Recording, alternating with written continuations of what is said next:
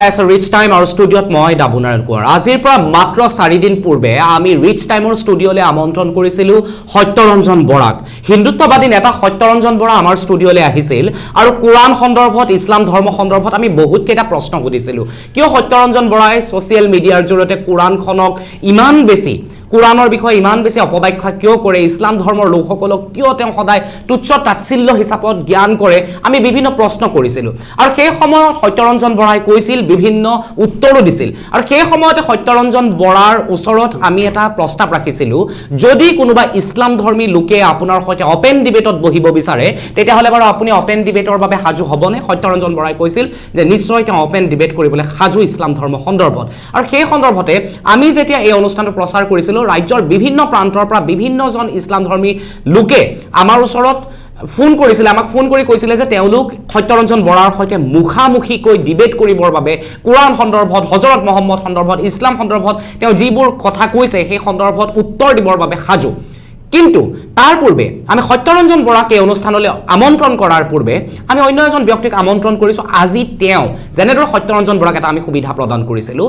ঠিক তেনেদৰে আজি অন্য এজন লোকক আমি আমন্ত্ৰণ কৰিছোঁ যিয়ে আমাক ক'ব যে সত্যৰঞ্জন বৰাই ইমান দিনে কোৱা কথাবোৰ তেওঁলোকে কেনেদৰে গ্ৰহণ কৰিছে তেওঁ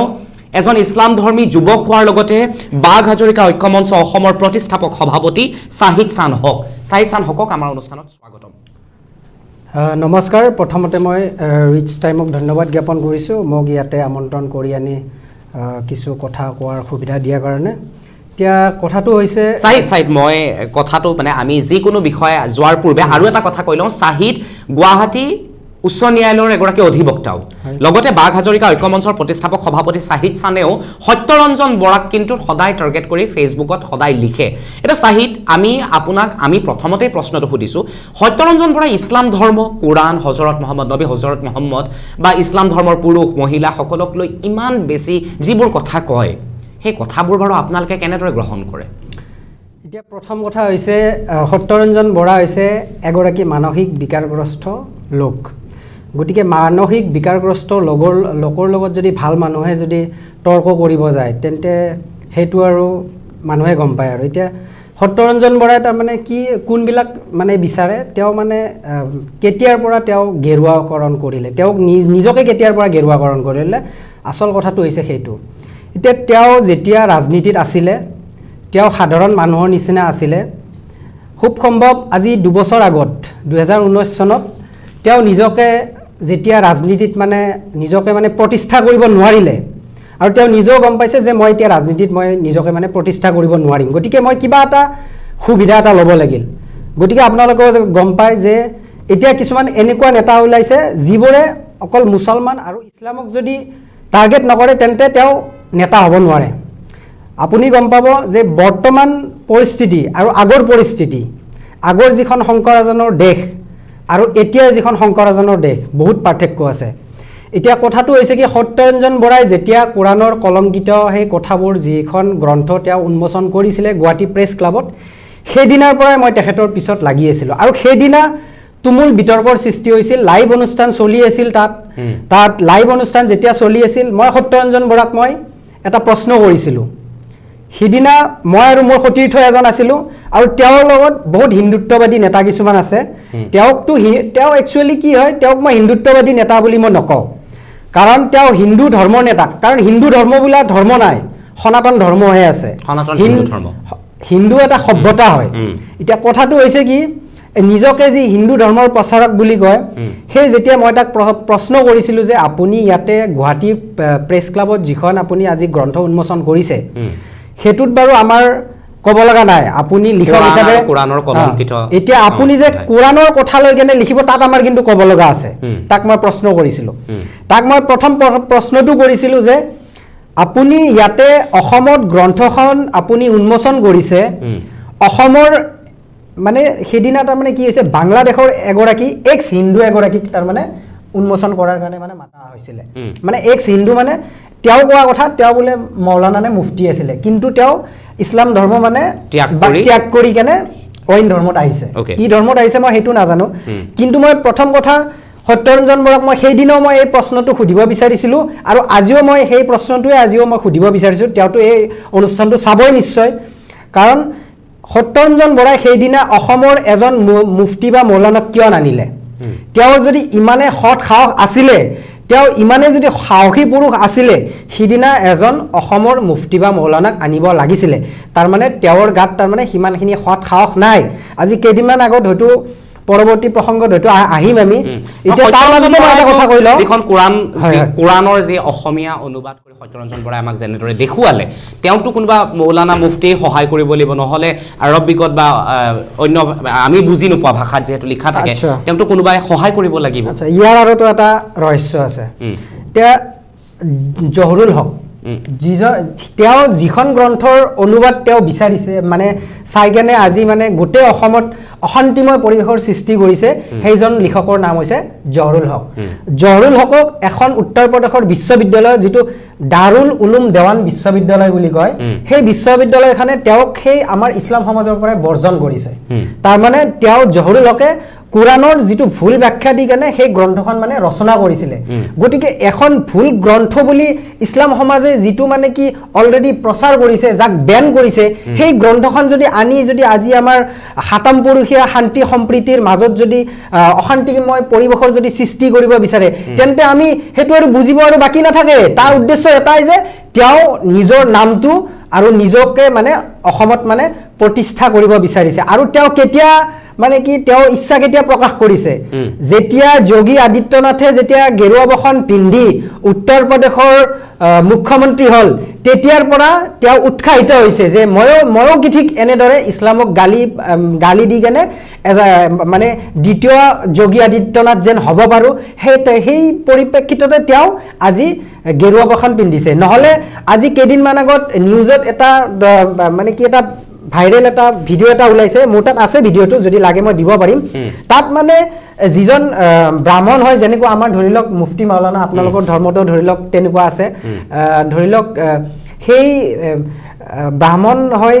তেখেতে মানে কি কৈছে যে সত্যৰঞ্জন বৰা হৈছে গেৰুৱা এখন পিন্ধাহে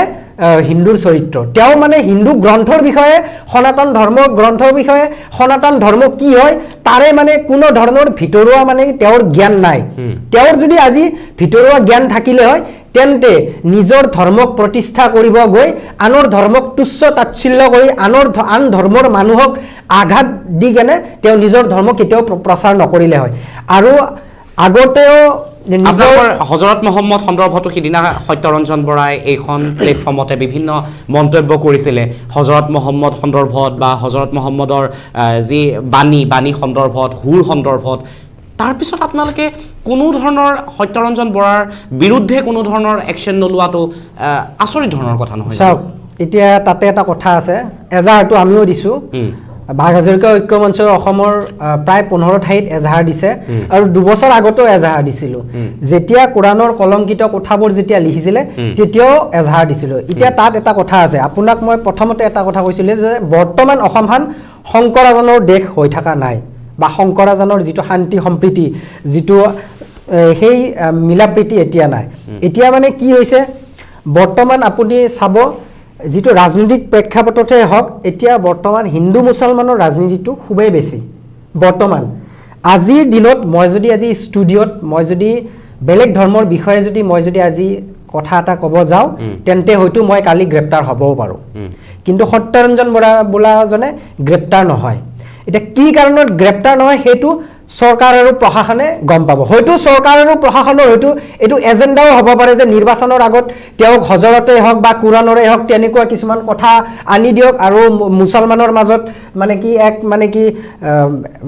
এক মানে উত্তেজনাময় পৰিৱেশৰ সৃষ্টি হওক আৰু যাৰ ফলত মানে কি ভোটৰ বিভাজন নীতি হ'ব হয়তো তেনেকুৱা কিছুমান এজেণ্ডা থাকিব পাৰে সত্যৰঞ্জন বৰাই বাৰে কৈ আছে যে সত্যৰঞ্জন বৰাক গ্ৰেপ্তাৰ কৰিব লাগে সত্যৰঞ্জন বৰাই কাঠগড়াত থিয় হ'ব আৰু সত্যৰঞ্জন বৰা যেতিয়া কাঠগড়াত থিয় হ'ব সত্যৰঞ্জন বৰাই কাঠগড়ালে কোৰাণখন লৈ যাব আচ্ছা এই ইয়াতে মই এটা কথা সত্যৰঞ্জন বৰাক মই ধন্যবাদ জ্ঞাপন কৰিছোঁ যে তেওঁ এতিয়া তাৰমানে কোৰাণৰ সাহাৰা ল'ব লগা হৈছে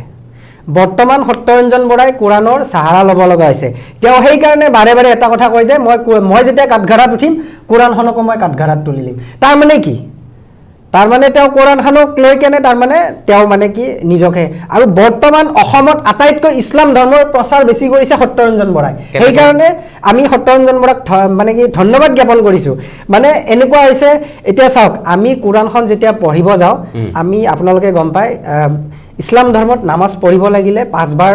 গোসল কৰি 5 বাৰ গোসল মানে গা ধোৱা আৰু ওজু কৰিব লাগে আমি যেতিয়া মছজিদত সোমা ওজু কৰিব লাগে মানে গা ধোৱাৰ উপৰিও আমি মানে নিজৰ হাত ভৰি আকৌ এবাৰ ধুব লাগে তাৰ পিছত আমি কোৰাণ চুব পাৰিম বা তাৰ পিছত আমি মছজিদত সোমাব পাৰিম গতিকে তেনেকুৱা ক্ষেত্ৰত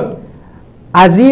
তেখেতে যেতিয়া প্ৰত্যাহ্বান জনায় যে তেওঁ কিয় প্ৰত্যাহ্বান দিবৰ কাৰণে আজি মুফতি মৌলানা অহা নাই সেইটো ডাঙৰ কথা যে মুফতি মৌলানা কিয় নাহে কিয় অহা নাই মই তাৰ প্ৰশ্নটোৰ উত্তৰ দি আছোঁ এতিয়া প্ৰথম কথা হৈছে ময়ো আজি ইয়াতে মই আজি যদি সি যিকেইটা প্ৰশ্ন কৰিছে সেইকেইটা প্ৰশ্নৰ উত্তৰ মোৰ হাতত আছে আৰু মই ইতিমধ্যে আজি আনিছোঁ আৰু মোৰ তাত কিছুমান তথ্য আছে হয়তো মই এই তথ্যখিনি হয়তো মই যদি আজি ফাদিল কৰোঁ ইয়াতে বা এই তথ্যখিনি মই যদি ইয়াতে তথ্যভিত্তিক মই যদি উপস্থাপন কৰোঁ হয়তো কিছুমান হিন্দু ভাই মোক হয়তো বেয়া পাব পাৰে কিন্তু মই তেওঁলোকক মই প্ৰথমে ক্ষমা বিচাৰিছোঁ আজি সত্যৰঞ্জন বৰাৰ প্ৰশ্নৰ উত্তৰ দিয়াৰ কাৰণে হয়তো আজি মই কিছুমান ধৰ্মগ্ৰন্থৰ হয়তো মই কিছুমান ইয়াতে মই ৰেফাৰেঞ্চ টানিব লাগিব হয়তো কিছুমান বেদৰ মই ৰেফাৰেঞ্চ টানিব লাগিব তেওঁ যিসকল মানে প্ৰশ্ন কৰিছে সেইসকলৰ মই কিছুমান ইয়াতে ৰেফাৰেঞ্চ টানিব লাগিব এটা এই প্ৰশ্নখিনি মই এতিয়া আপোনালোকক প্ৰশ্নখিনি নকওঁ এই উত্তৰখিনি দি যাব তেওঁৰ নিজৰ হাততে প্ৰশ্নখিনি আছে কাৰণ প্ৰশ্নখিনি আপুনি যদি জানিব লাগে তেতিয়াহ'লে পূৰ্বতে আমি সত্যৰঞ্জন বৰাৰ সৈতে যেটো অনুষ্ঠান কৰিছিলোঁ ৰিচ টাইমত তাত আপুনি দেখিব গোটেই প্ৰশ্নখিনি সত্যৰঞ্জন বৰা ইছলাম ধৰ্মী লোকসকলক সুধিছিলে এটা উত্তৰ দিব সাহিক শানে আচ্ছা এতিয়া কথাটো হৈছে তাৰ আগত মই আকৌ কেইটামান কথা ক'ব বিচাৰোঁ এতিয়া মই যে অলপ আগত ক'লোঁ আমি যেতিয়া কোৰাণখন চুব লগা হয় তাক গোসল কৰিব লাগে আকৌ তাক উজু কৰিব লাগে গতিকে এখন কোৰাণৰ যিটো অৰ্থ তাৰ একোটা শব্দৰ যিটো অৰ্থ সেই একোটা শব্দৰ বিভিন্ন অৰ্থ আছে মানে প্ৰায় 17-18 হয়তো তাতকৈ বেছি অৰ্থ আছে এতিয়া কোৰাণখনৰ তেখেতে কিছুমান সূৰাৰ কথা কৈছে এতিয়া প্ৰথম কথা হৈছে সেই সূৰাটোৰ সেই যিটো আয়ত বা সেই সূৰাটো কেতিয়া মানে কি নাজিল কৰা হৈছিলে মানে সেই সূৰাটো কেতিয়া মানে কোৰাণত সন্নিৱিষ্ট কৰা হৈছিলে কাৰণ কোৰাণখন একেদিনাই লিখা বস্তু নাছিলে তাত সেই আগৰ ইছলাম ধৰ্মৰ প্ৰত্যেকটো সূৰাৰ প্ৰত্যেকটো আয়াতৰ প্ৰেক্ষাপট বেলেগ বেলেগ কোনটো প্ৰেক্ষাপটত কেতিয়া কোনটো সূৰা নাজিল হৈছিল আৰু সেইটো সেই সময়ৰ ওপৰত ভিত্তি কৰিয়ে মানে সেই সূৰাটো নাজিল কৰা হৈছিল এটা অসমীয়াত এষাৰ কথা আছিল যে আমি পঢ়িবলৈ শুনি পাইছিলোঁ অসস্তম হত কিন্তু এটি গজ আপুনিও নিশ্চয় শুনিছে কিন্তু সেই বাক্যটোৰ আৰত কিন্তু কি আছে কিন্তু আজি সত্যৰঞ্জনে সেই বাক্যটোৰ নিচিনা তেওঁ মানে এটা শব্দ লৈ আহিছে মানে এটা আয়ত লৈ আহিছে তেওঁ যদি কোৰাণখনৰ সম্পূৰ্ণ অৰ্থ জানিব লগা হয় তেওঁ 15 বছৰ অধ্যয়ন কৰিব লাগিব আৰু মই সত্যৰঞ্জন বৰাক মই আহ্বান জনাইছোঁ তেওঁ যদি চেলেঞ্জ কৰিছোঁ আজি এইখন মানে ইয়াৰ পৰা আজি মই চেলেঞ্জ কৰিছোঁ ৰিচ টাইমৰ ষ্টুডিঅ'ৰ পৰা তেওঁ যদি কোৰাণৰ সঠিক শুদ্ধ উত্তৰ যদি তেওঁ জানিব লগা হয় প্ৰথমতে আৰবী শিকিব লাগিব তাৰপিছত 15 বছৰ অধ্যয়ন কৰিব লাগিব যেনেকৈ আমাৰ মুফতি আৰু মৌলানাই কোৰাণখন 15 বছৰ অধ্যয়ন কৰাৰ পিছতো আমাৰ সাধাৰণ ৰাইজৰ আগত সেই অৰ্থটো তাৰ মানে তেওঁ ক'বৰ কাৰণে ভয় কৰে তাৰমানে জানো মোৰ ভুল হৈ যায় জানো মোৰ পাপ হৈ যায় কাৰণ কোৰাণখনৰ অৰ্থ এইটো নহয় যে আমাৰ ধৰ্ম গ্ৰন্থখন প্ৰচাৰ কৰি আনৰ ধৰ্মক আঘাত দিয়াটো আমাৰ ইছলাম ধৰ্মৰ মানে কি অৰ্থ নহয় কাৰণ আৰু যিমান দূৰ জানো ইছলাম মানেই হৈছে শান্তি ইয়েছ আৰু সেইটোৱে মই আজি সেইটো মই আজি ইয়াতে মই যে প্ৰমাণ কৰি দেখুৱাম ইছলাম মানে শান্তি ইছলাম মানে যদি শান্তি নহ'লে হয় আজি সত্যৰঞ্জন বৰা হৈ নাথাকিলে হয় মই আজি ৰিচ টাইমৰ ষ্টুডিঅ'ৰ পৰা কৈছোঁ আজি সত্যৰঞ্জন বৰাই সাধাৰণ জীৱন যাপন কৰিব নোৱাৰিলে হয় মই ইয়াৰে ষ্টুডিঅ'ৰ মাজৰ পৰা কৈছোঁ কাৰণ ইছলামৰ অৰ্থ হৈছে শান্তি আজি সত্যৰঞ্জন বৰা হৈছে একৰাকী মানসিক বিকাৰগ্ৰস্ত বুলি মই আগতে কৈছোঁ কাৰণ তেওঁ যিটো ৰাজনৈতিক দলৰ পৰা ইতিমধ্যে আহিছে আৰু তেওঁ এনেকুৱা নিম্ন খাপৰ ব্যক্তি তেওঁৰ কিছুমান ব্যক্তিগত জীৱনৰ মই কথা মই গম পাওঁ জীৱনটো বাদ দিছোঁ এতিয়া কথাটো হৈছে কি সেই জীৱনৰ কথাবিলাক আমি আনিব নিবিচাৰোঁ কাৰণ তেওঁ এনেকুৱা নিজ জাতি তেওঁ নিজৰ জীৱনক তুচ্ছ কৰি তাৰমানে কিছুমান বস্তু তাৰমানে ক'ব বিচাৰে আৰু তেওঁ প্ৰথম কৈছিলে তেওঁ হালালাৰ কথা আমি হালালাৰ কথাটো আহোঁ আচ্ছা এতিয়া মই হালালাৰ কথাটো মই কৈ আছোঁ এতিয়া চাওক হালালাৰ যিটো অৰ্থ সেই অৰ্থটো ক'ব লাগিলে খুব সহজভাৱে কওক কাৰণ ময়ো এজন মুফতি বা মৌলানা লাগিব কিন্তু তথাপিও মই হালালাৰ বিষয়ে মই যিখিনি অধ্যয়ন কৰি আহিছোঁ মই সেইখিনি আজি মই ইয়াতে ক'ম এতিয়া তেওঁ কৈ আছে যে হালালা তেওঁ কিন্তু হালালাটো কি বস্তু অকল এটা লাইনহে মানে পঢ়িছে কিন্তু হালালাটোৰ একদম সম্পূৰ্ণ অৰ্থ পঢ়িব জানিব লগা হ'লে তাৰ প্ৰত্যেকটো শব্দৰ অৰ্থ কেতিয়া ক'ত কি কিহৰ কাৰণে সেইটো বস্তু উপস্থাপন কৰা হৈছিল সেই বস্তুটো আহৰণ কৰিব লাগিব তাৰ জ্ঞান আহৰণ কৰিব লাগিব এতিয়া হালালাটো এক প্ৰকাৰেৰে তালাক এতিয়া তেওঁ ষ্টুডিঅ'ত কৈছিলে যে ইছলাম ধৰ্মৰ মানুহ এজনে যদি মহিলা এগৰাকীক যদি তালাক দিব লাগে সেই মহিলাগৰাকীক আকৌ যদি বিয়া কৰাব লগা হয় সেই মহিলাগৰাকী বেলেগৰ লগত নৈশ যাপন কৰিব লাগিব মানে তেখেতৰ মানে কি যিটো মানে প্ৰচাৰ তেওঁক প্ৰচাৰহে লাগে কিন্তু এইটো সম্পূৰ্ণ মানে কথাটো হৈছে ইছলাম ধৰ্মী লোক এজনে এগৰাকী মহিলাৰ সৈতে বিবাহ পাশত আবদ্ধ হৈছে তাৰপিছত পুৰাণৰ কথা নহয় এইটো মই যেটো বুজিছো মানে ইছলাম ধৰ্মী লোক এজন এগৰাকী মহিলাৰ সৈতে বিবাহ পাশত আবদ্ধ হৈছে তাৰপিছত মহিলাগৰাকীক তালাক দিয়া হৈছে 3 তালাক তালাকৰ পিছত মহিলাগৰাকীক যদি পুনৰবাৰ তেওঁ বিয়াত মহিলাগৰাকীৰ সৈতে বহিব লাগে তেলে মহিলাগৰাকীয়ে অন্য এজন পুৰুষৰ সৈতে ফিজিক্যাল যেটো আমাৰ কোৱা হয় ৰিলেশন ফিজিক্যাল ৰিলেশনত আহিব লাগিব নহলে নৈশ যাপন কৰিব লাগিব এইটোৱে বুজাব বিচাৰিছে এতিয়া সত্যৰঞ্জন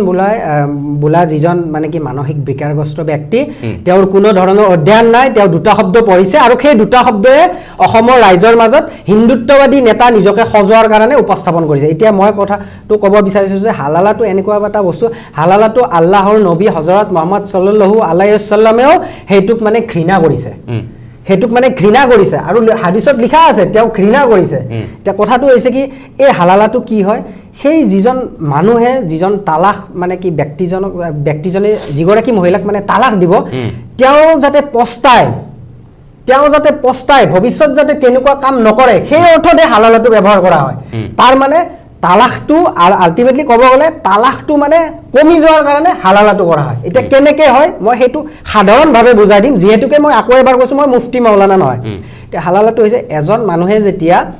মহিলাগৰাকীক যেতিয়া তালাক দিয়ে তালাক দিয়াৰ পিছত তালাক মানে এগৰাকী মহিলাক তালাক দিয়া মানে নিশ্চয় কিবা তাৰ লগত কিবা এটা থাকিব হয় মহিলাগৰাকীৰ দোষ থাকিব নহয় পুৰুষগৰাকীৰ দোষ থাকিব কিবা এটাটো থাকিব যদিহে তালাক দিয়ে মহিলাগৰাকী বেলেগৰ লগত বিয়া হ'ল মহিলাগৰাকী বেলেগৰ লগত বিয়া হোৱাৰ পিছত সেই মহিলাগৰাকী যদি কিবা কাৰণত যদি তাইৰ স্বামী যদি হেৰুৱায় বা তাইক যদি আকৌ যদি তালাক দিয়ে সেইজন ব্যক্তিয়ে যদি তালাক দিয়ে তেন্তে সেই ব্যক্তিজনে প্ৰথম যিগৰাকী পুৰুষ সেই পুৰুষজনে আকৌ সেই মহিলাগৰাকীক বিবাহ কৰিব পাৰে বিবাহ কৰিব পাৰে তাৰ মানে কি সেইটোৰ দ্বাৰা এটাই বুজাব বিচাৰিছে যে তাৰ মনত এটা মানে এটা প্ৰস্তাৱ যেটো আমি মানে ৰিয়েলাইজ বুলি কওঁ তাৰ মনত এটা ৰিয়েলাইজ হ'ব যে আজি যদি মোৰ ঘনিয়েকজনীক মই যদি তালাক নিদিলো হয় হয়তো তাই বেলেগৰ লগত বিয়া নহলে হয় আৰু যদি তাই বেলেগৰ লগত বিয়া নহলে হয় হয়তো আজি তাইক মই মানে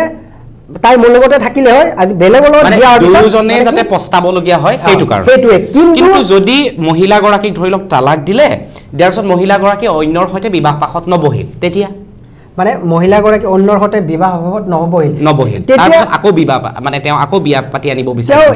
তেওঁ নিজৰ ইচ্ছাৰ ওপৰত ডিপেন্ড কৰিব ওকে কিন্তু সত্যৰঞ্জনে যেটো কৈছে যে মই বিয়া কৰাব লাগিলে সেই গৰাকী মহিলা বেলেগৰ লগত কোড লিখা আছে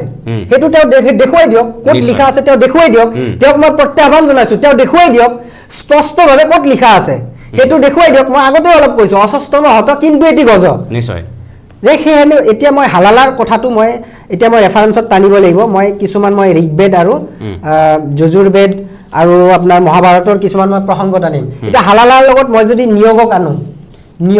নিয়োগ এটা হিন্দু সনাতন ধৰ্মৰ এটা প্ৰচাৰ নিয়োগত মানে কেনেকুৱা আছে নিয়োগৰ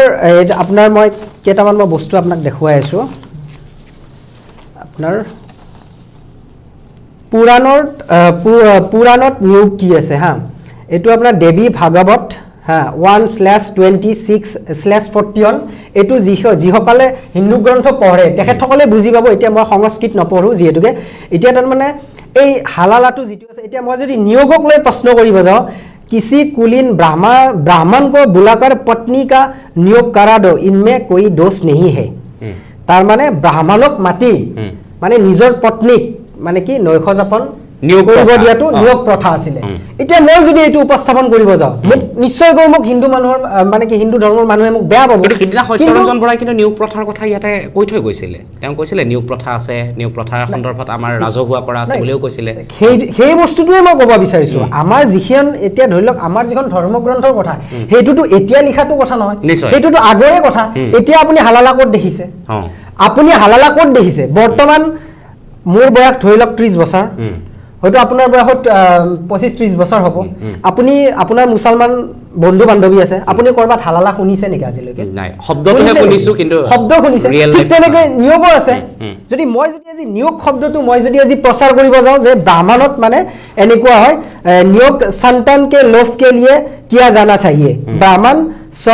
সৰ্বস্ব পৃষ্ঠ 233 মানে কাৰোবাৰ যদি সন্তান নহয় সন্তান হোৱাৰ কাৰণেও নিয়োগ কৰিব পাৰি গতিকে আমি আটাইতকৈ ডাঙৰ উদাহৰণ আমি গতিকে কুন্তিৰ সৈতে যি পাঁচ সন্তান মই হেতু কুন্তিৰ সৈতে মই হেতুও মই ইয়াতে লৈ আনিছো মই গোটেইখিনি মই লৈ আনিছো এতিয়া চাওক এতিয়া মই যদি মহাভাৰতৰ কথা ক'ব যাওঁ তেওঁ আৰু এটা কথা কৈছিলে যে ইছলামৰ মানে কি নাৰী ভোগ কৰাৰ সামগ্ৰী আপুনি নুসুধিলেও মই আজি উত্তৰ দিম বুলি আহিছোঁ নাৰী ভোগ কৰাৰ সামগ্ৰী এতিয়া মই যদি সেই প্ৰশ্নটোত মই যদি এটা যে মহাভাৰতত যেতিয়া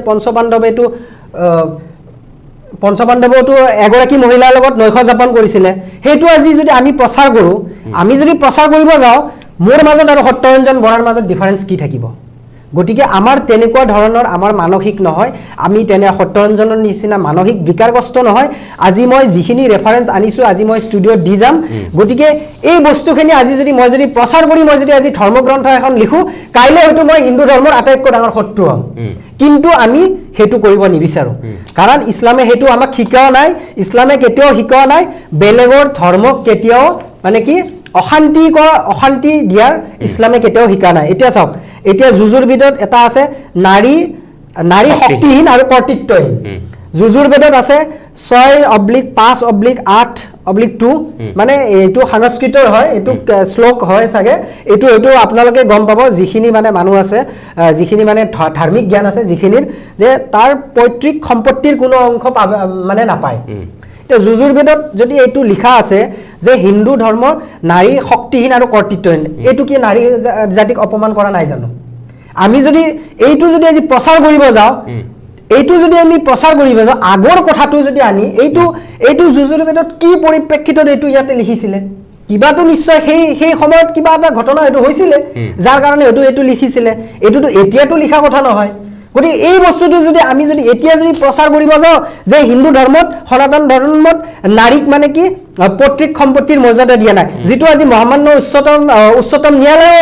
মানে কি জাজমেণ্ট পাছ কৰিছে যে এতিয়া পৈতৃক সম্পত্তিৰ সম্পূৰ্ণ অধিকাৰ আছে মহিলাৰ গতিকে তেনেকুৱা ক্ষেত্ৰত আজিৰ দিনত যদি আমি আগৰ এটা শব্দ আনি যদি আজি শংকৰাজানৰ দেশত যদি আমি যজুৰ্বেদতে এইটো কোৱা আছিলে যে বা যজুৰ্বেদ বা ঋগ্বেদতেই কোৱা আছে যে আদি শক্তি নাৰী বুলি সেইটোৱে কথা হয়তো চাওক এতিয়া মই এটা কথা ক'ব যাওঁ এই ধৰ্মগ্ৰন্থবিলাক মই যে প্ৰথমতে এটা কথা কৈছোঁ আমাৰ যেনেকৈ মুফতি মৌলানা আছে আৰু সত্যৰঞ্জনক যিজন সনাতন ধৰ্মী মানে কি হিন্দুত্ববাদী মানে কি তেওঁক মই কি বুলি ক'ম ব্ৰাহ্মণ বুলিয়ে ক'ম নে নেতা বুলিয়ে ক'ম তেখেতক মানে কি প্ৰত্যাহ্বান জনাইছিল যে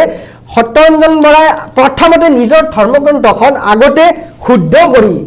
কেতিয়া মানে কি কোনটো বস্তু কিহৰ কাৰণে লিখা হৈছিল সেই বস্তুখিনি আগতে অধ্যয়ন কৰি লওক তাৰপিছত বেলেগৰ ধৰ্মগ্ৰন্থৰ প্ৰতি সেই কৰক এতিয়া চাওক মই এই বস্তুটো মই ক'লোঁ এতিয়া ইয়াতে আৰু এটা বস্তু আছে চাওক ইয়াতে এটা আছে আপোনাৰ অথৰ্ববেদৰ এটা বস্তু আছিলে হা এইটো সংস্কৃততে আছে বস্তুটো তাৰমানে যদি বিধৱা से নিয়োগ কৰ সন্তান উৎপন্ন करके अपना वंश चलाए এতিয়া বিধৱাও তাৰমানে সন্তান মানে কি জন্ম দিব পাৰে এতিয়া মই যদি এই বস্তুটো মই যদি আজি প্ৰচাৰ কৰিব যাওঁ সেই কথাটো আপুনি কওক মই যদি আজি এই আগৰ যিটো বস্তু লিখিছিলে কি কাৰণত লিখিছিলে কিয় লিখা হৈছিলে তাৰ অৰ্থ কি আছিল সেই বস্তুটো মই যদি আজি যদি প্ৰচাৰ কৰিব যাওঁ এটো শুদ্ধ হ'ব সমাজ আৰু সেই সংস্কৃতি বা সেই সময়টোৰ লগত বস্তুবিলাক খাপ খোৱা লিখা ঠিক আছে আজি সত্যৰঞ্জন বৰাই চাওক আজি তালাকৰ কথাই কওঁ তালাকটো আগতে আছিল আজি কিমানজন মানুহে আজি তালাক দিয়ে আজিৰ ডেটত কিমানজন মানুহে তালাক দিয়ে ঠিক আছে আমি তালাক মই আজি 30 বছৰে মই অধিবক্তা জীৱনত তালাক দিয়া শব্দটো আজিলৈকে মই গাঁৱৰ পৰাই মই বিলংছ কৰোঁ কিন্তু মই গাঁৱতো আজিলৈকে তালাক দিয়া দেখা নাযায় আজিকালি কি হয় কোৰ্টত আহে ডিভোৰ্স কৰি ঠিক আছে মই তালাকৰ কথাটো নিশ্চয় আমাৰ দৰ্শকসকলে মই যিহেতু কম বেছি পৰিমাণে বুজি পাইছোঁ আৰু মই আটাইতকৈ আগতে কওঁ যে প্ৰতিগৰাকী দৰ্শকক কওঁ এয়া ইছলাম ধৰ্মেই হওক বা সনাতন হিন্দু ধৰ্মৰে হওক মই ধৰ্মৰ কথা ভালদৰে নাজানো গতিকে যিসকল আমি আমন্ত্ৰণ কৰি আনো তেওঁলোকক এইভাবে আমন্ত্ৰণ কৰি আনো কাৰণ তেওঁলোকে অন্তত আপোনালোকক সহজভাৱে বুজাই দিয়ক এই কথাবোৰনো কি হয় আমি যুৱ প্ৰজন্মৰ ব্যক্তিসকলক এই কাৰণে আমন্ত্ৰণ কৰোঁ কাৰণ এই সমাজখন আমাৰ ভৱিষ্যত প্ৰজন্ম যুৱ প্ৰজন্মই চলাব আমাৰ সমাজখন ভৱিষ্যতে কিন্তু আজিৰ প্ৰজন্মই চলাব গতিকে তেওঁলোকে জনাটো দৰকাৰ এই ৰক্ষণশীলতাৰ মাজত থাকিবনে তেওঁলোক উদাৰ মানসিকতাৰ হ'ব মই দ্বিতীয়টো প্ৰশ্ন সুধিছোঁ আজিকালি আমি সংবাদ মাধ্যমৰ কৰ্মী আমি বাতৰি পৰিৱেশন কৰি থাকোঁতে বিভিন্ন সময়ত এটাই শব্দ শুনো জিহাদ লাভ জিহাদ বা জিহাদ এই জিহাদ মানেনো কি জিহাদ প্ৰকৃততে কি আমি জিহাদ বুলি ক'লে এতিয়া এনেকুৱা লগা হৈছে একাংশ মানুহৰ এনেকুৱা লাগে জিহাদ মানে যেন সন্ত্ৰাসবাদ জিহাদ মানে যেন বন্দুক হাতত লৈছে জিহাদ মানে যেন বোমা বিস্ফোৰণ হৈছে জিহাদ বুলি ক'লে তেনেকুৱা যেন লাগে এটা সঁচাকে জিহাদ মানে তেনেকুৱা নে জিহাদৰ এটা ভাল শব্দ আছে অৰ্থ আছিল আচ্ছা এতিয়া মই আপোনাক চাওক এতিয়া প্ৰত্যেকটো শব্দৰ অৰ্থ বেলেগ বেলেগ এতিয়া চাওক বন্ধু তুমি আৰু মই বন্ধু হ'ব পাৰোঁ মোৰ মাক বাপা এগৰাকী মাক আৰু এজন সন্তানো বন্ধু হ'ব পাৰে গতিকে সেই বন্ধুটোৰ শব্দটো বিভিন্ন অৰ্থত বেলেগ বেলেগকৈ ব্যৱহাৰ কৰিব পাৰি এতিয়া যুদ্ধ আমি কলমেৰেও যুদ্ধ কৰিব পাৰোঁ তৰোৱালেৰেও যুদ্ধ কৰিব পাৰোঁ আৰু মুখেৰেও যুদ্ধ কৰিব পাৰোঁ আৰু কাটিও যুদ্ধ কৰিব পাৰোঁ মানে মাৰি কাটাকাটি কৰিও যুদ্ধ কৰিব পাৰোঁ কিন্তু সেই যুদ্ধ শব্দটো মই একদম সহজ ভাষাত ক'ব গৈছোঁ সেই যুদ্ধ শব্দটো আমি যদি কলমেৰে যুদ্ধ কৰা শব্দটো আমি যদি কাটাকাটি মৰামাৰি বুলি যদি আমি লিখি লওঁ সেইটো মানে গ্ৰহণযোগ্য হ'ব জানো নিশ্চয় গ্ৰহণযোগ্য নহয় গতিকে এই জিহাদ শব্দটো এতিয়া এই জিহাদ শব্দটো আচলতে কি হয় এই জিহাদ শব্দটোৰ অৰ্থ কোৰাণত কেইবাবাৰো আছে আৰু সেইটো হয়তো মই আগতে কৈছোঁ যে মুফতি মাওলানাই আমাৰ ভালকৈ উত্তৰ দিব তথাপিও মই যিখিনি অধ্যয়ন কৰিছোঁ তাৰে মাজৰ পৰা মই সত্যৰঞ্জন বৰাক মই জিহাদ মানে কি মই তাৰ অৰ্থটো মই দিব বিচাৰিছোঁ জিহাদ হৈছে এতিয়া আমাৰ ইছলাম ধৰ্মটো আমাৰ মতেতো বহুত পুৰণা ধৰ্ম হা এতিয়া সেইদিনা মই এটা ভিডিঅ' পাইছিলোঁ মই ভিডিঅ'টো আপোনাক দিম এগৰাকী তেওঁ সন্ন্যাসী নে কি তেখেতে মানে কৈছে যে ইছলাম ধৰ্মটোক যিয়ে গালি পাৰে তেওঁ সনাতন ধৰ্মৰ বিষয়ে বুজি নাপায় মানে সনাতন ধৰ্ম আৰু ইছলাম ধৰ্মৰ মাজত বৰ বিশেষ মানে পাৰ্থক্য নাই এতিয়া কথাটো হৈছে কি মানে যিজন সন্ন্যাসী তেখেতে কৈছে ভিডিঅ'টো আছে মোৰ তাত মানে বৰ বিশেষ পাৰ্থক্য নাই এতিয়া কথাটো হৈছে কি জিহাদ এতিয়া আগতে তাৰমানে কি হয় এতিয়া মই মোৰ ধৰ্ম প্ৰচাৰ কৰিম সেইটো মোৰ ধৰ্মত সেইটো মোৰ কৰ্তব্য গতিকে আগৰ যেতিয়া ধৰ্ম প্ৰচাৰ কৰিছিলে সেইটোক আচলতে জিহাদ বুলি কৈছিলে মানে ধৰ্ম প্ৰচাৰ কৰিব গৈছিলে সেইটোক আচলতে জিহাদ বুলি কৈছিলে এতিয়া চাওক মই ধৰ্ম প্ৰচাৰ কৰিব যাওঁতে মোক কোনোবাই হয়তো হত্যা কৰিলে বা আমাৰ হয়তো কোনোবা কাৰোবাক হয়তো হত্যা কৰিলে সেই তেতিয়াৰ দিনৰ কথা কৈছোঁ দেই সেই পৰিপ্ৰেক্ষিতত সেই তাৰমানে ধৰ্মৰ কাৰণে জিহাদ কৰিব গ'ল মানে কথাটো বুজি পাইছেনে আপুনি মই কি ক'ব বিচাৰিছোঁ মানে ধৰ্ম প্ৰচাৰ কৰিব গ'লোঁ কিন্তু ধৰ্ম প্ৰচাৰ কৰোঁতে হয়তো তাত মানে কিছুমান মানে হৈ গ'ল কিছুমান ঘটনা নঘটিব লগা কিছুমান ঘটনা হৈ গ'ল সেই ঘটনাবোৰ তাৰমানে উল্লেখ আছে তাৰমানে আপোনাৰ দৃষ্টিত ধৰ্ম প্ৰচাৰকসকল জিহাদী মানে জিহাদ শব্দটোৰ অৰ্থ সন্ত্ৰাস নহয় জিহাদ শব্দটোক সন্ত্ৰাস শব্দটোৰ লগত তুলনাই কৰিব নোৱাৰি প্ৰথম কথা হৈছে সেইটো আৰু যদি সন্ত্ৰাসবাদৰ লগত যদি জিহাদক তুলনা কৰা হয় তেতিয়াহ'লে এইটো নিশ্চয় কথাটো বুজি পাইছেনে মই কি ক'ব বিচাৰিছোঁ তাৰমানে জিহাদ শব্দটোৰ অৰ্থ মানে সেই যুদ্ধ নহয় যিটো মানে সন্ত্ৰাসবাদৰ যুদ্ধ বুলি কয় সেই যুদ্ধটো কেতিয়াও হ'ব নোৱাৰে কাৰণ ইছলামে সন্ত্ৰাসবাদক কেতিয়াও প্ৰশ্ৰয় নিদিয়ে কিন্তু সত্যৰঞ্জন বৰাই যিবোৰ উদাহৰণ দিয়ে এতিয়া মানে আফগানিস্তানত চিৰিয়াত যিবোৰ আমাৰ ইছলাম ধৰ্মী য'ত আটাইতকৈ বেছি মেজৰিটি ইছলাম মানুহেই আছে ইছলাম মানুহ থকা ঠাইতে ইছলাম ধৰ্মী লোকসকলে ইজনে সিজনৰ ওপৰত অত্যাচাৰ বোমা বাৰুদ ধ্বংস এই উদাহৰণবোৰ সত্যৰঞ্জন বৰাই প্ৰায়ে দিয়ে আৰু তেতিয়াই জিহাদৰ কথা কয় বৰ্তমান সমাজ ব্যৱস্থাত আটাইতকৈ মানে কি আলোচ্যৰ বিষয় হৈছে ৰাজনীতি এই যেতিয়াৰ পৰা ৰাজনীতি শব্দটো যেতিয়াৰ পৰা সোমাই গৈছে বিশ্বত তেতিয়াৰ পৰা এই অশান্তিবোৰ মানে কি সৃষ্টি হৈছে এতিয়া চাওক মই আফগানিস্তানৰ কথাই কওঁ আফগানিস্তানে কেইদিনমান আগত আপোনালোকে কিছুমান ফটো আহিছিলে মানে তালিবানে দাড়ি টুপি লৈ কিছুমানে শিক্ষামন্ত্ৰী হৈছিলে কিছুমান এতিয়া আল্টিমেটলি কথাটো কি ৰাজনীতি ক'ব গ'লে ৰাজনীতি আৰু মানে যেতিয়া মানে বৰ্তমান সময়ত য'ত মানে কি ৰাজনীতি যিটো মানে কি শব্দ এই শব্দটো য'ত সোমাইছে তাত মানে এইবোৰ মানে কি সৃষ্টি হৈছে এতিয়া চাওক ইছলাম মানে সন্ত্ৰাসবাদ বুলি মই কেতিয়াও নকওঁ ইছলাম হৈছে শান্তিৰ ধৰ্ম এতিয়া এজন মানুহে বেয়া কাম কৰিব তাৰ কাৰণেতো সকলো ইছলাম ধৰ্মৰ মানুহটো বেয়া হ'ব নোৱাৰে এতিয়া চাওক আপুনি ক'ব পাৰিব নেকি অসমত সন্ত্ৰাসবাদী নাই আপুনি ক'ব পাৰিব নেকি এতিয়া চাওক মই ক'ব গৈ আছোঁ এতিয়া সত্যৰঞ্জন বৰাক মই এটা কথা স্পষ্টভাৱে মই ক'ব বিচাৰিছোঁ যে আপুনি অসমৰ উদাহৰণ দিয়ক আপুনি বাহিৰৰ ইৰাণৰ উদাহৰণ দি অসমত নিজকে কিয় প্ৰতিষ্ঠা কৰিব বিচাৰিছে বাহিৰৰ উদাহৰণ দি আপুনি অসমত শংকৰাজনৰ দেশত আপুনি কিয় আপুনি এই উত্তেজনাময় পৰিৱেশৰ সৃষ্টি কৰিব বিচাৰিছে কাৰণ চাওক এতিয়া অসমত জিহাদী বুলিয়ে ক'লোঁ মই আপোনাৰ সত্যৰঞ্জনৰ ভাষাত ক'লোঁ অসমত জিহাদীয়ে কোনটো সন্ত্ৰাসবাদ চলাইছে জিহাদীয়ে কোনটো সন্ত্ৰাসবাদ কোনটো ইছলামিক সংগঠন জিহাদী সংগঠনে অসমত সন্ত্ৰাসবাদ চলাইছে অসমত বোমা বিস্ফোৰণ ঘটাইছে আপুনি উত্তৰ দিয়ক যদি আপোনাৰ সৎ সাহস আছে এইখন ষ্টুডিঅ'ৰ পৰা মই আপোনাক প্ৰত্যাহ্বান জনাইছোঁ অসমত কোনটো জিহাদী সংগঠনে কোনটো সন্ত্ৰাসবাদী ইছলামিক সংগঠনে বোমা বিস্ফোৰণ ঘটাইছে এতিয়া মই যদি উদাহৰণ দিব যাওঁ হয়তো মোক কিছুমানে বেয়া পাব এইখন ষ্টুডিঅ'ত মই আপোনাক উদাহৰণ দিব বিচাৰিছোঁ কোনেও যাতে বেয়া নাপায় আজি চাওক ধেমাজিৰ বোমা বিস্ফোৰণত কোনো ইছলামিক সন্ত্ৰাসবাদীৰ হাত নাছিল আজি ৰঞ্জন দৈমাৰীক আজি মানে ৰঙা দলিচা বাঢ়ি দিছে তেওঁৰ কাৰণে এখন স্পেচিয়েল জেল বনোৱা হৈছে কিন্তু তেওঁ 2008ত 30 অক্টোবৰত ভয়াবহ বোমা বিস্ফোৰণ কৰিছিলে কিন্তু ৰঞ্জন দৈমাৰী কিন্তু মই সত্যৰঞ্জন বৰাক ক'ব বিচাৰিছোঁ ৰঞ্জন দৈমাৰী কিন্তু কোনো ইছলামিক সংগঠনৰ কোনো জিহাদী সংগঠনৰ কোনো সন্ত্ৰাসবাদী নাছিল গতিকে অসমত আপুনি ইৰাক আৰু ইৰাণৰ কথা কৈ আপুনি নিজকে কিয় নেতা প্ৰতিষ্ঠা কৰিব বিচাৰিছে আপোনাক সনাতন ধৰ্মৰ মানুহে আপোনাক কিমানজন মানুহে আপোনাক ভাল পায় আপোনাক হয়তো ভাল পাব পাৰে কিছুমান ভণ্ড সংগঠনৰ কিছুমান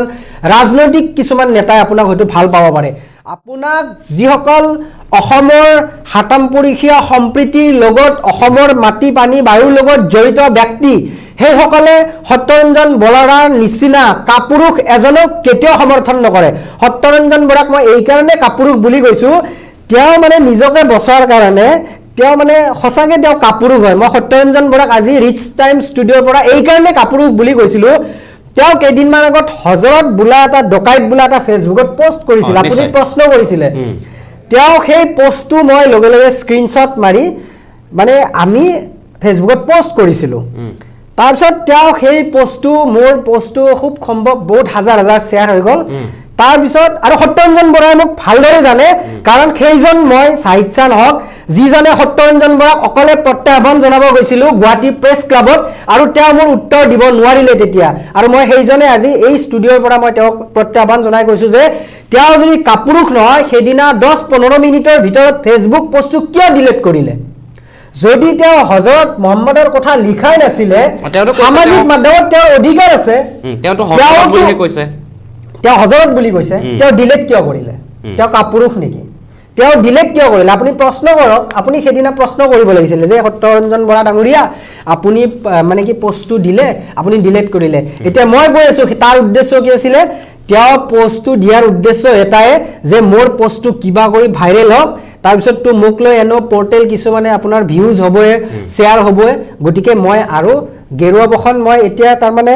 2019ত যেতিয়া কোৰাণৰ কলংকিত কথাবোৰ পিন্ধিছিলে তেওঁ তেতিয়া নীলা চাৰ্ট এটা পিন্ধি আহিছিলে তাৰ পিছত যেতিয়া গম পালে যে মোৰ দেখোন এইখন মানে কি বিতৰ্কৰ মানে সৃষ্টি হ'ল অসমৰ এতিয়া প্ৰত্যেকজন মানুহে মোক চিনি পায় প্ৰত্যেকজন গাঁৱৰ মানুহে মোক যোগাযোগ কৰে প্ৰত্যেকটো সৰু সুৰা হিন্দু সংগঠনৰ নেতাই মোক যোগাযোগ কৰে ফোন কৰে গতিকে এই কথা নহয় মই এতিয়া গেৰুৱা বখন পিন্ধি লওঁ নিজকে হিন্দুত্ববাদী নেতা সাজি লওঁ যিহেতুকে মই লোকসভা নিৰ্বাচনত টিকট বিচাৰিছিলোঁ টিকট নাপালোঁ গতিকে ৰাজনীতি কৰি মোৰ লাভ নহ'ব গতিকে মই এতিয়া ইছলাম ধৰ্মৰ বকাচত মোৰ কথাখিনি ক'ব হ'ব দিয়া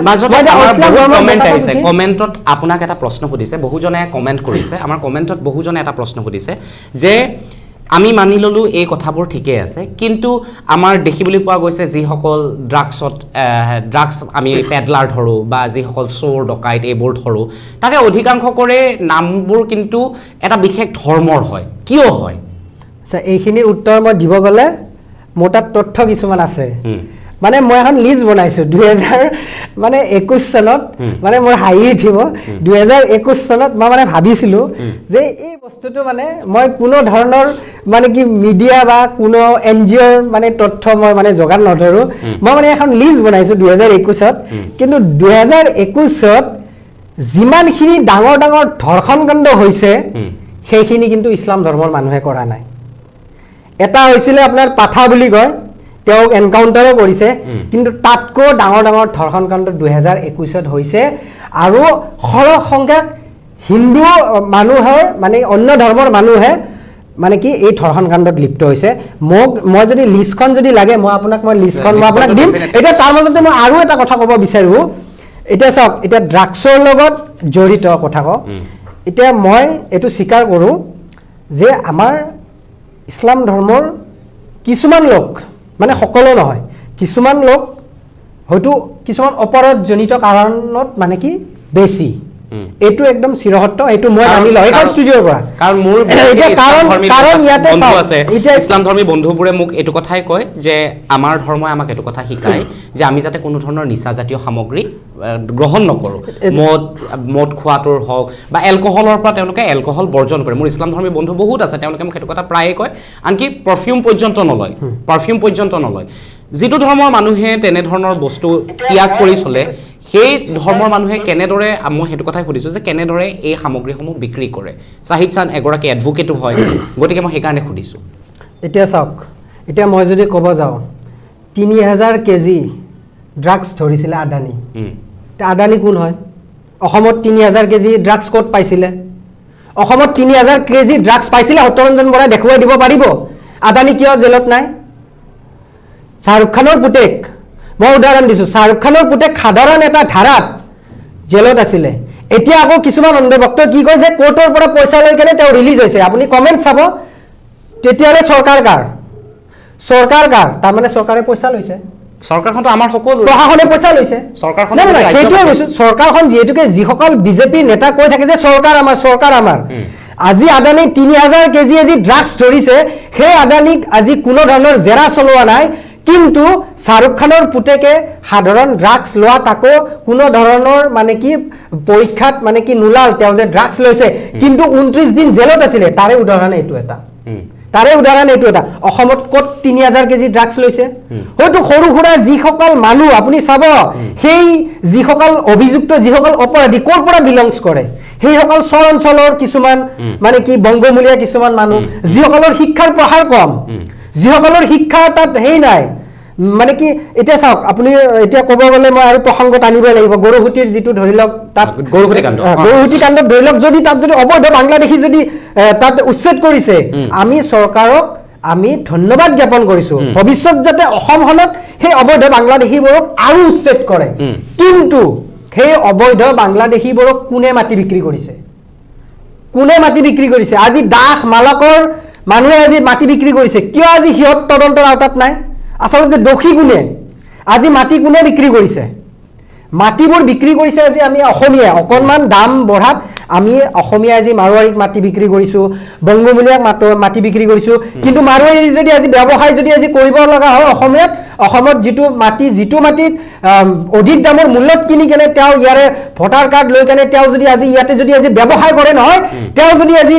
যিটো হিন্দী ভাষা কয়, এতিয়া অসমত আমি অসমীয়া ভাষা আমি ক'বই লাগিব, অসমৰ যিটো মাতৃভাষা, কিন্তু হিন্দীটো ভাৰতৰ ৰাষ্ট্ৰীয় ভাষা। আপোনালোকে যদি জয় শ্ৰীৰাম ক'ব পাৰে, জয় হিন্দ ক'ব পাৰে, অসমত হিন্দী ভাষা কিয় ক'ব নোৱাৰে? তেওঁতো নাজানিবও পাৰে অসমীয়া। আজি যদি হিন্দী ভাষা কোৱাৰ কাৰণে কি হয়, কেতিয়াবা কিছুমান তাৰমানে মাৰধৰ হয়। গতিকে সেই সংগঠনবোৰক মই এটা মানে কি তেওঁলোকক মই এটা অনুৰোধ জনাইছোঁ যে তেওঁলোকক মই ধন্যবাদ জ্ঞাপন কৰিছোঁ। অসমীয়া ভাষাৰ অস্তিত্ব আমি ৰাখিব লাগিব, অসমীয়া জাতি মাতি ভেটি আমি ৰক্ষা কৰিব লাগিব, কিন্তু কাৰোবাক মাৰধৰ কৰি নহয়। আজি যদি আমি বিহাৰত যদি আমাৰ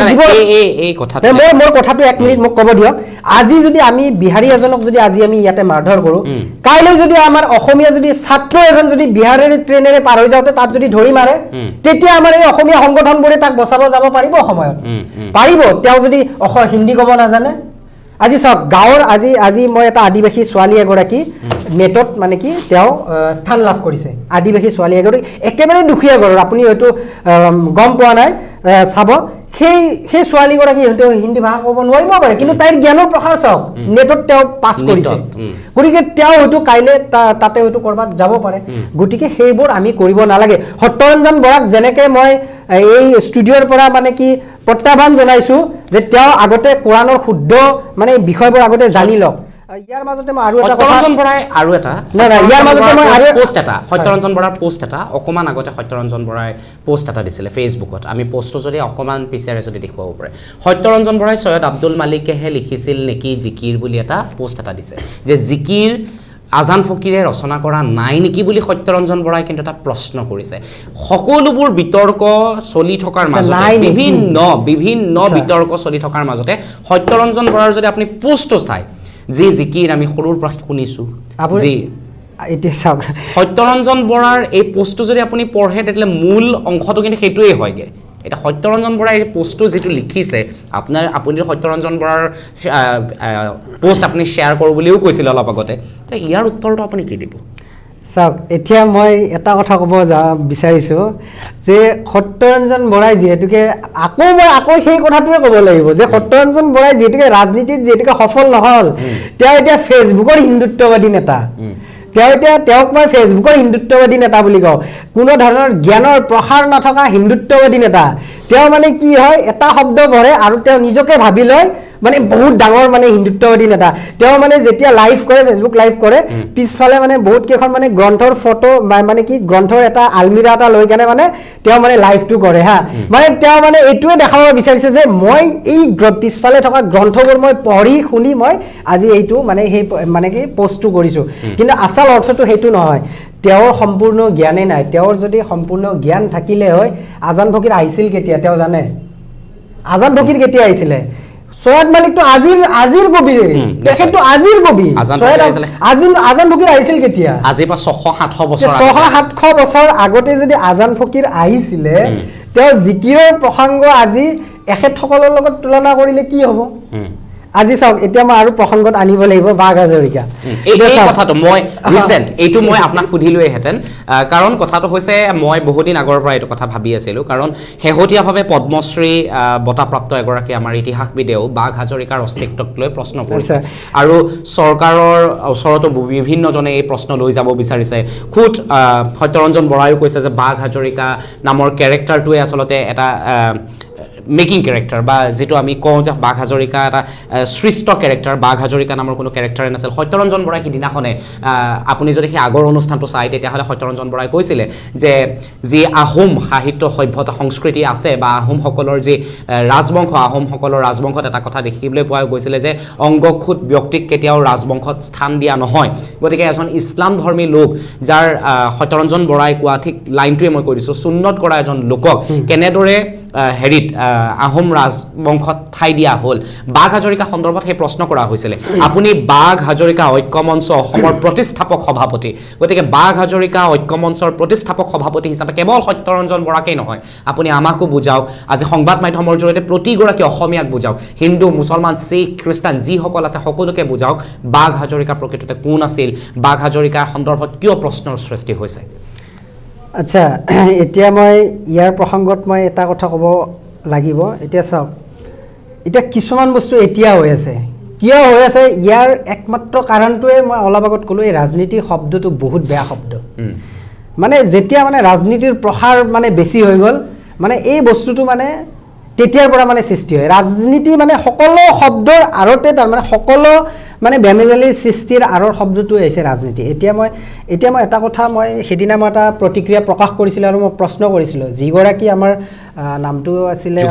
যোগেন্দ্ৰনাথ গোস্বামী তেখেত পদ্মশ্ৰী বঁটা পাইছিলে আৰু তেখেতৰ জ্ঞান বহুত তেখেতৰ আমি অকণমানো তেখেতৰ যোগ্য নহয় বুলি ক'ম নিজকে কিন্তু মই তেখেতক মই সেইদিনা এটা প্ৰশ্ন কৰিছিলোঁ তেখেতেতো সৈয়দ আব্দুল মালিককতো লগ পাইছিলে সৈয়দ আব্দুল মালিকক লগ পাইছিলে বা তেখেত এতিয়া চাওক মানি ল'লোঁ যে এতিয়া বুৰঞ্জীবোৰ এতিয়া মানে কি কংগ্ৰেছ চৰকাৰে মানে ধৰি লওক বুৰঞ্জীবোৰ চেঞ্জ কৰিছিলে মানে মানি ল'লোঁ আৰু মানে মই এইকাৰণে কংগ্ৰেছ চৰকাৰৰ কথাটো আনিলোঁ মানে কিছুমান ফেচবুকৰ কমেণ্টত মানে মই মানে যেতিয়া মই সুধিছিলোঁ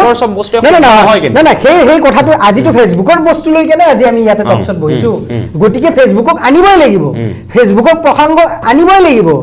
মানে কি হৈছে এই যিটো বাঘ হাজৰিকাৰ কথা এতিয়া বাঘ হাজৰিকাটোতো কংগ্ৰেছ চৰকাৰৰ দিনত নাছিলে তাৰতো আগত আছিলে গতিকে তেতিয়া কিয় প্ৰশ্ন উত্থাপন কৰা নাছিল আজি যে প্ৰশ্ন উত্থাপন কৰিছিলে ছৈয়দ আব্দুল মালিক ডাঙৰীয়াটো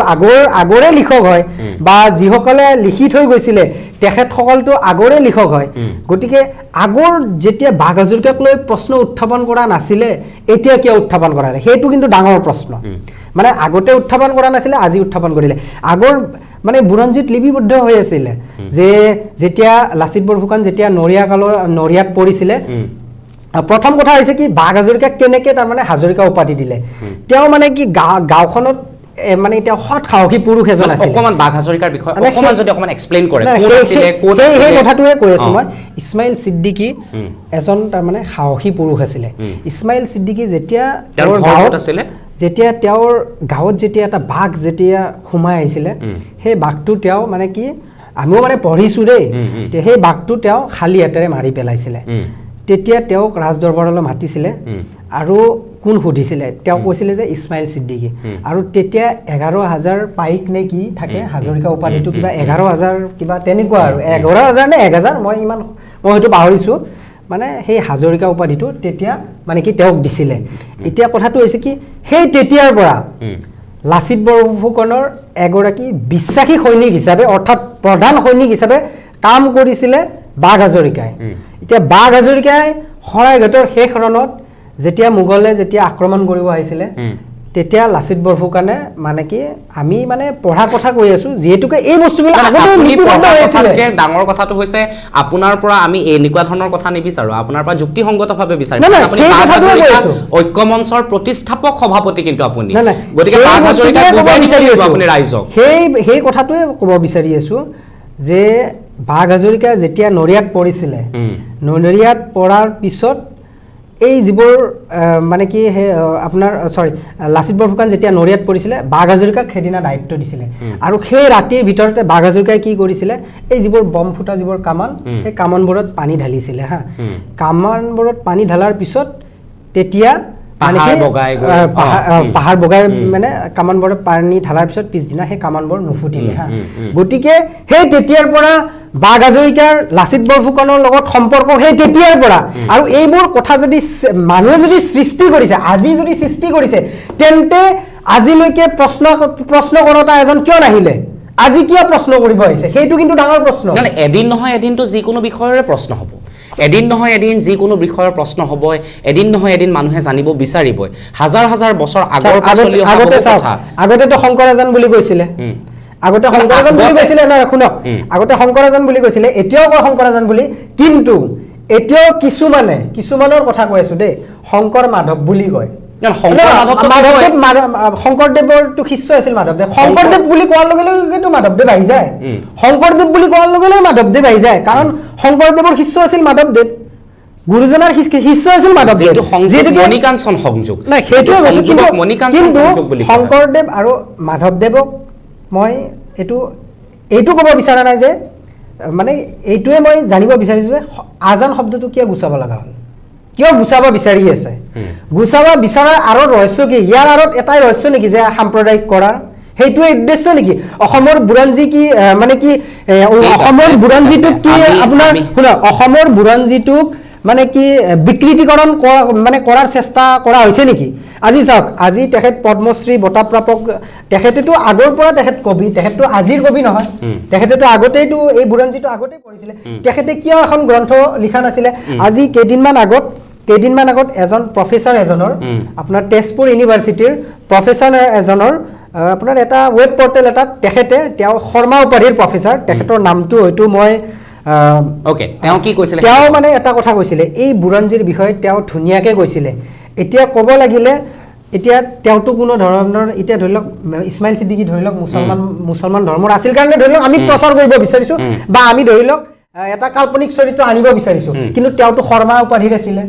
তেওঁ এজন বুৰঞ্জীবিদ হয় তেওঁ কিয় সুন্দৰকৈ বাঘ হাজৰিকাৰ কথা একদম 1 ঘণ্টা টক শ্ব' এটাত ক'লে তেওঁক কি কোনোবাই টকা দিছিলে নেকি কোৱাৰ কাৰণে নে তেওঁ বুৰঞ্জী বিকৃতকৰণ কৰিছিলে যদি তেওঁ বুৰঞ্জী বিকৃতকৰণ কৰিছিলে তেওঁৰ বিৰুদ্ধে এজাহাৰ দিয়ক গতিকে এই বস্তুবিলাক বুৰঞ্জী বোলা বস্তুবিলাক এতিয়াও আমাৰ বাঘ হাজৰিকা যিটো আমাৰ কৰবাত বাঘ হাজৰিকাৰ স্মৃতি লৈ কেনে এটা সেইটো ক্ষেত্ৰত আপোনালোক এতিয়াও আমাৰ কিছুমান মানে কি এই বাঘ হাজৰিকাক লৈ আমাৰ কিছুমান অধ্যয়ন চলি আছে নিশ্চয় সাহিদ চান মই আপোনাক সেইটো কথাতে অনুৰোধ কৰিব বিচাৰো কাৰণ কথাটো হৈছে আমি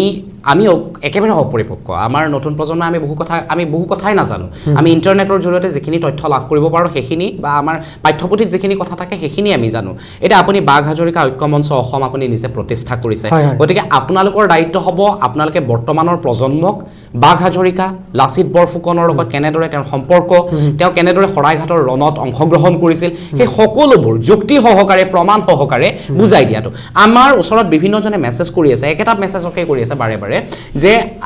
সত্যৰঞ্জন বৰাই যিবোৰ কথা কৈছিলে তাৰ সঁচা উত্তৰ দিয়ক এটা সত্যৰঞ্জন বৰাই সিদিনাখনে হুৰৰ কথাটো কৈছিলে হুৰসকল কোন বহুজনে মোলৈকে এতিয়ালৈকে মোৰ দেন 100 মেছেজ আহিলে সকলো এটা কথাই সুধিছে যে সত্যৰঞ্জন বৰাই হুৰৰ কথা কৈছিলে হুৰ কোন চাওক মই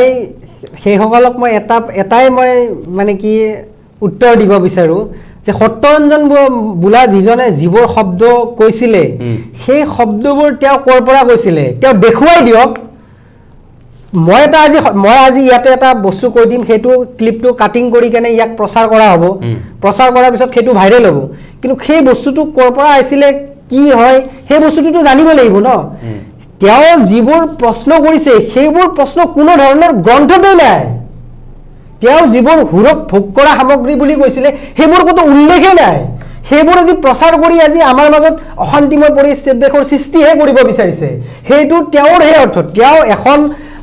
তেওঁ যিখন গ্ৰন্থৰ আজি সাহাৰা লৈ আছে মই প্ৰথমতে কৈছোঁ তেওঁ যিখন গ্ৰন্থ লৈছে তেওঁক বৰ্জন কৰা হৈছে তেওঁক এখন বিশ্ববিদ্যালয় বৰ্জন কৰা হৈছে গতিকে সেই বস্তুটো এটা বেয়া বস্তু লৈ কথাই ক'ব বিচাৰে যে তেওঁক মই প্ৰত্যাহ্বান জনাইছোঁ সত্যৰঞ্জনক মই প্ৰত্যাহ্বান জনাইছোঁ জীৱনৰে ইতিমধ্যে কমেণ্ট কৰি আছে তেওঁসকলক তেওঁ কমেণ্টত সেই গ্ৰন্থখনৰ মানে কপি পঠিয়াই দিয়ক সত্যৰঞ্জন বৰাক মই প্ৰত্যাহ্বান জনাইছোঁ যদি সেই হুৰৰ লগত যদি ভোগ কৰা কিবা যদি তেনেকুৱা যদি লিখিত আছে কোৰাণত যদি তেনেকুৱা কিবা যদি আছে হদিছত যদি কিবা তেনেকুৱা আছে তেন্তে তেওঁ প্ৰমাণ কৰক এতিয়া মই অলপ আগত মই কিছুমান বস্তু ক'লোঁ এতিয়া মই বহুত বস্তু আনিছিলোঁ কিন্তু এই বস্তু মইতো ইয়াতে যুজুৰ বেদ অথৰ্ববেদ খামবেদ গোটেই বস্তুবিলাক মহাভাৰত ৰামায়ণ আপোনাৰ আৰু আপোনাৰ বহুত বস্তু লৈ আহিছিলোঁ কিন্তু মই যদি এইবিলাক সংস্কৃতৰ হয় সংস্কৃত হ'লেও তলত কিন্তু ভাৱাৰ্থবিলাক আছে কিন্তু মই যদি আজি এইবিলাক যদি প্ৰচাৰ কৰিব যাওঁ মই যদি এইবিলাক অলপ আগত মই যদি এইবিলাক যদি প্ৰচাৰ কৰিব যাওঁ কিন্তু এই বস্তুটো আমাৰ কথাটো এইটো নহয় আমাৰ উদ্দেশ্য এইটো নহয় যে কথাৰ কটাকটি কৰক আমাৰ উদ্দেশ্যটো হ'ল যি প্ৰশ্ন সুধিছে তাৰ উত্তৰ দিয়ক আপুনি যেনেকুৱাকৈ প্ৰশ্ন সুধিছে এতিয়া সত্যৰঞ্জন বৰাকো আমি আমন্ত্ৰণ কৰিম তেওঁ উত্তৰবোৰ দিয়ক আপুনি ইমান সময় যি প্ৰশ্ন সুধিলে তেওঁ উত্তৰ দিব এতিয়া সত্যৰঞ্জন বৰাই সিদিনাখনে সোধা প্ৰশ্নবোৰৰ উত্তৰ ৰাইজে বা সত্যৰঞ্জন বৰাই লাভ কৰিছে নে সেই প্ৰশ্ন নহয় সেই প্ৰশ্নটোৱে অনৰ্থক মই আপোনাক এটা কথা ক'ব বিচাৰি আছোঁ যে সেই হুৰৰ কথাটো ক'ত লিখা আছে তেওঁ আহক ক'ত লিখা আছে তেওঁ স্পষ্টভাৱে মানে দেখুৱাই দিয়ক ঠিক আছে স্পষ্টভাৱে দেখুৱাই দিয়ক এতিয়া মই প্ৰথমতে মই আজি টকছৰ আৰম্ভণিতে মই এটা কথা কৈছিলোঁ যে অস্বস্থ মাহত কিন্তু এটি গজ কিন্তু সেই শব্দটোত যদি আমি যদি শেষ কৰি দিওঁ নহয় ন তাৰ আঁৰত কি আছে তাৰ পিছত কি আছে সেই বস্তুটোতো আমি চাব লাগিব সাহিদ চান আমি অনুষ্ঠান সমাপ্ত কৰিব লাগিব প্ৰায় এঘণ্টা আমি বিভিন্ন বিষয়ক লৈ কথা পাতিলোঁ সাহিদ চান আমি অনুষ্ঠান শেষ কৰাৰ পূৰ্বে সত্যৰঞ্জন বৰা একেবাৰে মই আপোনাক খুব কম সময় দিব পাৰিম মাত্ৰ 30 ছেকেণ্ড সময় দিব পাৰিম 30 ছেকেণ্ডৰ ভিতৰত যদি আপুনি সেই প্ৰশ্নটো সত্যৰঞ্জন বৰা প্ৰশ্ন হওক বা সত্যৰঞ্জন বৰাক যি কয় আপুনি একদম মান্যভাৱে সেই কথাখিনি ক'লেই হ'ল সত্যৰঞ্জন বৰাই প্ৰায়ে এটা কথা কয় যেতিয়াই তেওঁ লাইভলৈ আহে তেতিয়াই এটা কথা কয় মই অনুষ্ঠান লওঁতেও তেওঁ এটা কথা কৈছিলে অন্ততঃ মোৰ শুনি খুব দুখ লাগিছিলে বা মই শুনি বেয়া পাইছিলোঁ বা মই বুলি নহয় যিকোনো মানুহেই বেয়া পাব কাৰণ এখন ধৰ্মগ্ৰন্থৰ কথা তেনেকুৱাকৈ ক'লে যিকোনো মানুহৰে বেয়া লাগে তেওঁ প্ৰায়ে এটা কথা কয় যে কোৰাণ এখন ধৰ্মগ্ৰন্থ নহয় কোৰাণ এখন সন্ত্ৰাসবাদী সৃষ্টি কৰা গ্ৰন্থ এটা মাত্ৰ প্ৰতিক্ৰিয়া একেবাৰে সৰুকৈ কাৰণ মই এটা কথাই জানো সৰুকৈ প্ৰতিক্ৰিয়াটো দিলেও তেওঁ অন্ততঃ গম পাব তেওঁ যেটো ক'ব বিচাৰিছে বা আপুনি কি ক'ব বিচাৰিছে এতিয়া ইয়াতে মই এটাই প্ৰশ্নৰ মানে একদম সৰুকৈ মই এটাই উত্তৰ দিব বিচাৰিম যে কোৰাণখন তেওঁ যিটো শব্দ মানে প্ৰয়োগ কৰিছে কোৰাণখন যদি মানে সন্ত্ৰাস সৃষ্টি কৰাৰ যদি গ্ৰন্থ হ'ল হয় তেতিয়াহ'লে সত্যৰঞ্জন বৰা হয়তো আজি নাথাকিলে হয় মানে কোৰাণখনে আমাক শিকোৱাই নাই যদি আজি কোৰাণখনে যদি সেই সন্ত্ৰাসবাদ যদি জন্ম দিয়া বুলি যদি কোৰাণখনত যদি কিবা যদি লিখা আছে যদি কোৰাণে যদি সেইটোৱে শিকালে হয় তেন্তে সত্যৰঞ্জন বৰাক প্ৰশ্নৰ উত্তৰ দিবলৈ বা সত্যৰঞ্জন বৰাৰ ঘৰত ধৰ্ণা দিবলৈ বহুত মুফতি মৌলানা আহিলে হয় তাৰমানে এইটোৰ পৰা এটাই কথা স্পষ্ট যে ইছলাম ধৰ্ম মানে শান্তি হয় আৰু ইছলামৰ অৰ্থ কোনো মানে কি বেলেগৰ ধৰ্মক আঘাত দিয়াটো ইছলামৰ কোনো ধৰণৰ মানে কি তেনেকুৱা অৰ্থ নাই গতিকে ধন্যবাদ, ধন্যবাদ। কোৰাণৰ মতে কেতিয়াও এইটো সন্ত্ৰাসবাদ নিশ্চয়, হ'ব নিশ্চয়। নোৱাৰে কাৰণ অলপ আগত মই আৰু এটা এক ছেকেণ্ড অলপ আগত মই এটা কথা ক'ব বিচাৰিছোঁ যে সত্যৰঞ্জন বৰাই কেতিয়া তেওঁ মানে ধৰ্ণাত যায় যেতিয়া মুছলমান এজনে কিবা এটা কাণ্ড কৰে তেতিয়া যায় কিন্তু অলপ আগতে নলবাৰীত 11জনে ধৰ্ষণ কৰি এগৰাকী মহিলাক ধৰ্ষণ কৰি মাটিত পুতি থৈছিলে কিন্তু তাততো সত্যৰঞ্জন বৰা যোৱা নাই গতিকে এইবোৰৰ পৰা এটা মানে স্পষ্ট এইবোৰৰ পৰা স্পষ্ট যে সত্যৰঞ্জন বৰাই কি বিচাৰি আছে সত্যৰঞ্জন বৰাই এটাই বিচাৰে আজি কেইদিনমান আগত চিৰাঙত এজন হিন্দু ল'ৰাই মন্দিৰত গোমাংস দলিয়াইছিলে এগৰাকী হিন্দু মহিলাই কিন্তু দেখিছিলে আৰু হিন্দু মহিলাগৰাকী স্বীকাৰোক্তি দিছিলে যে এইজন মুছলমান মানে কি মুছলমান ল'ৰা নহয় হিন্দু ল'ৰা কিন্তু সেইটোতো সত্যৰঞ্জন বৰাইটো প্ৰতিক্ৰিয়া প্ৰকাশ কৰা নাই গতিকে সত্যৰঞ্জন বৰাৰ লগত যিবোৰ থাকে সেইবোৰে এনেকুৱা ধৰণৰ কাৰ্য সংঘটিত কৰে আৰু সত্যৰঞ্জন বৰাই একমাত্ৰ হয়তো সত্যৰঞ্জন বৰাই সন্ত্ৰাসবাদৰ মানে এতিয়া অসমত সৃষ্টি কৰি আছে মই ক'ব বিচাৰিছোঁ ধন্যবাদ জনাইছোঁ আপুনি ইমান সময় আমাৰ সৈতে উপস্থিত মই ধন্যবাদ থকাৰ বাবে। জনাইছোঁ। আমি